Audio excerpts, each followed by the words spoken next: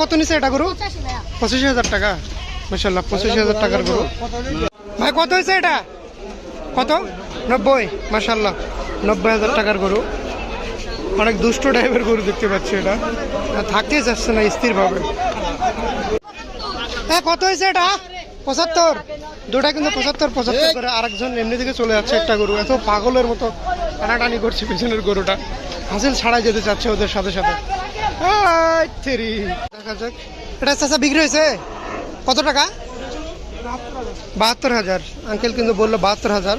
খুবই ভদ্র একটা গরু দেখতে পাচ্ছি। চাচা গরুটা মনে হয় বিক্রি করেছে। খুবই ভালো একটা গরু, খুবই ভদ্র গরু। আঙ্কেল ছোট ভাই কত হয়েছে? 33,000। হ্যাঁ 33,000। ট্রেনে কিন্তু নিয়ে যেতে পারছে না, অনেক দূর দূরান্ত থেকে আসছে। এই গরুগুলো কিন্তু অনেক আদরের গরু ছিল, কিন্তু আজকে হয়তো বা অনেক রোদ্রের মধ্যে বের করার কারণে কোনোভাবে সামনের দিকে এগিয়ে যাচ্ছে না, কারণ গরুগুলো প্রচুর কষ্ট পাচ্ছে। বাসায় কিন্তু সারাদিন ফ্যানের নিচে বসে থাকতো, এখন প্রচণ্ড রোদ, কুরবানি ঈদে এখানে কোনো ফ্যানেরও তেমন ব্যবস্থা নেই এই রাস্তার মধ্যে, যে কারণে খুবই কষ্ট পাচ্ছে। 2,60,000 বিক্রি হয়নি তো? বিক্রি হয়েছে মাশাআল্লাহ।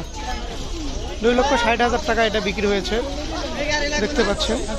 ওটা একটু ভালোভাবে দেখি আমরা। কত নিছে ভাই এটা? কত নিছে? 1,28,000 টাকা।